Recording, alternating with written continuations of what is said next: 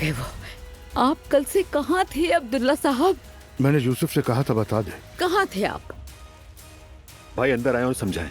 आपका फोन भी मुस्तकिल बंद था। यूसुफ से मैंने कह दिया था कि तुम्हें बता दे कि मैं ठीक हूँ। मरियम तुम क्यों परेशान कर रही हो यहाँ सबको? चले आए और सब बताएं हमें। बेहतर होगा अकेले बात करें हम। सबके सामने कहें ताकि बच्चे भी सुने। कहते क्यों नहीं? मैं तलाक चाहता हूँ तुमसे, तलाक चाहता हूँ तुमसे।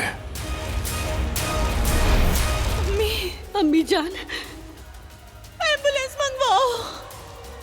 अब्दुल्ला बाबा अभी घर आए। उन्होंने कहा है कि वो तलाक चाहते हैं और खाला से मोहब्बत करते हैं। मैं ये नहीं कहती कि तुम मुझे समझो, लेकिन मेरी माफी कबूल कर लो प्लीज प्लीज। तुम इसके काबिल नहीं हो। एलिफ अब्दुल्ला साहब के साथ थी मम्मी।